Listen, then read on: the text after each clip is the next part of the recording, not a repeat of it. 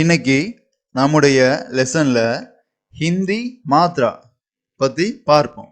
தமிழ்ல இத நம்ம துணை எழுத்துக்கள் அப்படின்னு சொல்லுவோம்.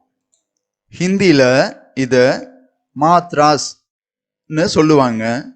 அப்படின்னா என்ன அப்படின்னு தமிழ்ல தெளிவா நாம பார்ப்போம். தமிழ்ல எப்படி துணை எழுத்துக்கள் இருக்கிறதோ அதே மாதிரி ஹிந்திலையும் இருக்குது. இதை நாம மாத்ராஸ் அப்படின்னு ஹிந்தியில சொல்லுவோம்.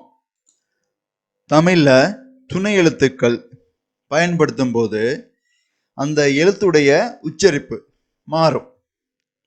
உதாரணத்துக்கு தமிழ்ல க வரிசை எடுத்துக்கோங்க. அதுல க ரெண்டாவது எழுத்து கா அப்படின்னு சொல்லுவீங்க, உச்சரிப்பீங்க. கீ கீ அப்படி உச்சரிப்போம் இல்லையா?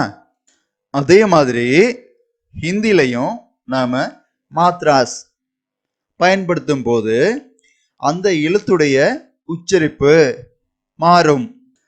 இன்னைக்கு இந்த வீடியோல ஹிந்தி எழுத்துக்கள்ல மாத்ராஸ் பயன்படுத்தும் போது அதனுடைய உச்சரிப்பு எப்படி மாறுது அப்படின்னு நம்ம டீட்டெயிலா பார்க்கலாம். ஃபர்ஸ்ட் இந்த எல்லோ கலர் மட்டும் பாருங்க. ஹிந்தியில இந்த எழுத்துக்களை நம்ம ஸ்வர் அப்படின்னு சொல்லுவோம். இதுல ஒரு 13 எழுத்துக்கள் கிட்ட இருக்கு. இதுல ஃபர்ஸ்ட் லெட்டர் அ, இந்த எழுத்து நம்ம அ அப்படின்னு உச்சரிப்போம். ரெண்டாவது எழுத்து ஆ ஆ அப்படின்னு உச்சரிப்போம். மூணாவது ஈ ஈ, இது ஈ நெடில உச்சரிக்கணும். ஈ, இது உ உ. இந்த எழுத்து ஊ ஊ அப்படின்னு உச்சரிக்கணும். நெக்ஸ்ட் இந்த லெட்டர் பாருங்க. இதை நான் நம்ம ரீ இல்லாட்டி ரூ அப்படின்னு உச்சரிக்கலாம். ரெண்டு விதமான ஒலி எழுப்பும் உச்சரிக்கும் போது, ரீ இல்லைன்னா ரூ. நெக்ஸ்ட் ஏ ஏ நெடில்ல உச்சரிக்கணும். ஏ, சரிங்களா? நெக்ஸ்ட் லெட்டர் பாருங்க. இது ஐ ஐ ஐ.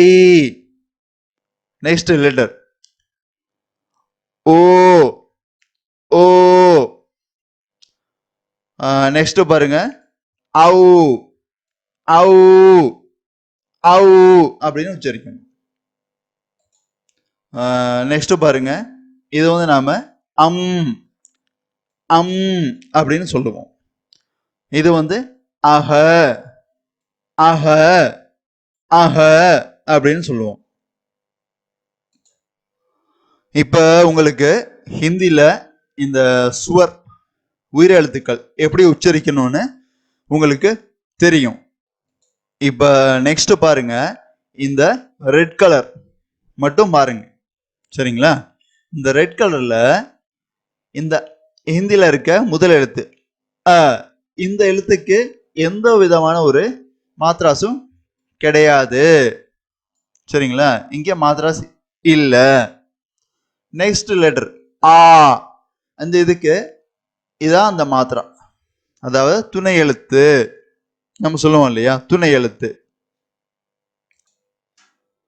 நெக்ஸ்ட் மூணாவது, இது ஈ உண்டான மாத்ரா, அதாவது துணை எழுத்து. இது ஈ, அதுக்கு உண்டான மாத்ரா. நெக்ஸ்ட் பாருங்க ஊ. நெக்ஸ்ட் ஊ. இந்த லெட்டர் ரை இல்லாட்டி ரூ, அதுக்கு உண்டான மாத்ரா. நெக்ஸ்ட் ஏ ஏ நெடில்ல உச்சரிக்கணும், சரிங்களா? ஏ அப்படின்னு உச்சரிக்கணும். நெக்ஸ்ட் இந்த மாத்ரா ஐ ஐ ஐ அப்படின்னு உச்சரிக்கணும். நெக்ஸ்ட் இந்த மாத்திரா வந்து ஓ ஓ அப்படின்னு உச்சரிப்பீங்க. நெக்ஸ்ட் இந்த மாத்திரா வந்து ஔ ஔ ஔ அப்படின்னு உச்சரிக்கணும். நெக்ஸ்ட் இந்த மாத்திரா வந்து அம் அம். ஸோ லாஸ்ட் ஒன்று வந்து அஹ அஹ அப்படின்னு இந்த மாத்திராஸ் தான் உச்சரிக்கணும். இந்த சிம்பிள்லாம் நீங்கள் முக்கியமாக பார்த்துக்கோங்க. இந்த ரெட் கலர் லைனில் கொடுத்துருக்கதெல்லாம் சரிங்களா. இப்போ நெக்ஸ்ட் வந்து இந்த மூணாவது வரிசை இது வந்து ஒயிட் கலர் கொடுத்துருக்கேன். இந்த வரிசை மட்டும் பாருங்க. ஸோ இதில் இது வந்து க வரிசை சரியா. இந்த க வரிசையில் ஒரு துணை எழுத்து இங்க நம்ம சேர்க்கும் போது இதை நாம வந்து கா கா அப்படின்னு உச்சரிப்போம். ஸோ அதே மாதிரி இப்போ நெக்ஸ்ட் இந்த லைன் பாருங்க, வயலட் கலர் கொடுத்துருக்கேன் உங்களுக்கு. ஸோ இதை வந்து ஹிந்தியில கா கா அப்படின்னு உச்சரிக்கணும். அதாவது இந்த மாத்ரா இது சேரும்போது நாம இதை கா அப்படின்னு படிப்போம். கா கா. அதே மாதிரி இப்ப இந்த மாத்திரா சேரும் போது தமிழ்ல நம்ம இதை கி அப்படி சொல்றோம் இல்லையா. அதே மாதிரி ஹிந்தியில இந்த எழுத்தை வந்து கி கி கி அப்படின்னு சொல்லுவோம். இது நம்ம கீன்னு உச்சரிக்கிறோம். அதே மாதிரிக்க இந்த எழுத்தை வந்து கீ நெடில்ல உச்சரிக்கணும். கீ அப்படின்னு உச்சரிப்போம். நெக்ஸ்ட் கு. இங்க பாருங்க கு கீழே இங்க ஒரு மாத்ராஸ் வருது. அப்ப நம்ம வந்து இது க எழுத்து, அதுல வந்து கீழே அப்படி ஒரு ஒரு சிம்பிள் நம்ம போட்டோம்னா இதை வந்து நம்ம கு கு அப்படின்னு நம்ம உச்சரிக்கிறோம். நெக்ஸ்ட் பாருங்க நெடில்ல கு அப்படின்னு உச்சரிப்போம் தமிழ்ல. இதே வந்து இங்கேயும் வந்து சிம்பிளா இந்த பக்கம் ஒரு மாத்திரா இது கா எழுத்து க, அதுல ஒரு மாத்திரை அப்படி போடும்போது இத கூ நெடில்ல நீங்க உச்சரிக்கணும். கூ அப்படின்னு உச்சரிப்பீங்க. Next crew.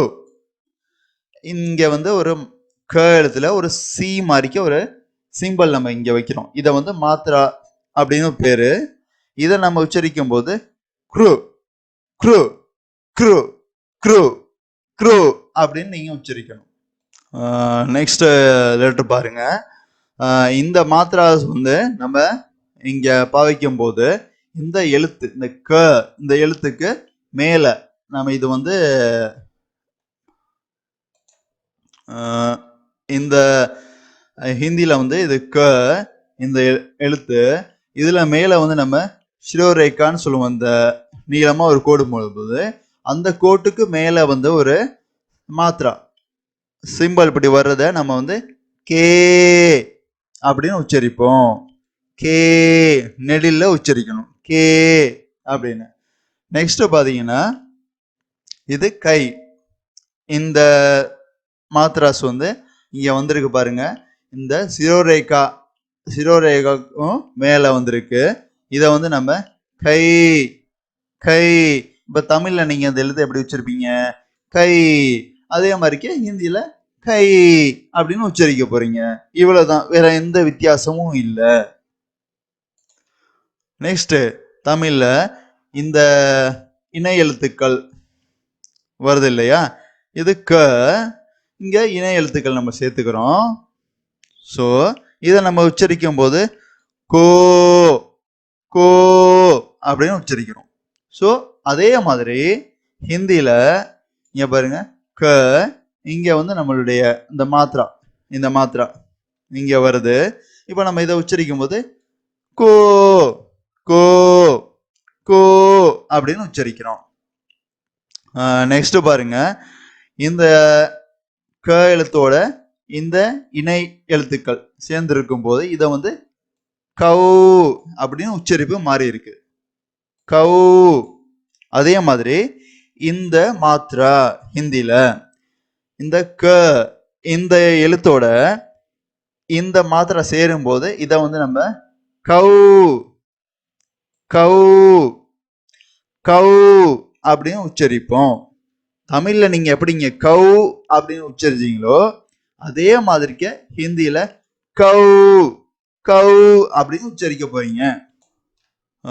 நெக்ஸ்ட் பாருங்க, இந்த மாத்திராஸ் வந்து அந்த எழுத்துக்கு வர இந்த மாத்திரா இதை வந்து இங்க க எழுத்து எழுதிட்டு சிரோரேகா எழுதிட்டு அதுக்கு மேல அப்படி ஒரு பிந்து, அதாவது பிந்தின்னு நம்ம சொல்லலாம், பிந்தின்னு சொல்லலாம், தப்பு இல்லை, பிந்து. இந்த ஒரு பிந்தி பிந்து அதை இங்க வைக்கும் போது இதை வந்து நம்ம கம், இந்த எழுத்தை வந்து உச்சரிக்கும் போது கம் கம் அப்படின்னு உச்சரிப்போம். இது வந்து தமிழ்ல கிடையாது. க கம் க கம். அதே மாதிரி இந்த மாத்திராஸ் வரும்போது க எழுத்து எழுதிட்டோம், அதுக்கு பக்கத்துல 2 புள்ளி வைக்கிறோம். சரிங்களா?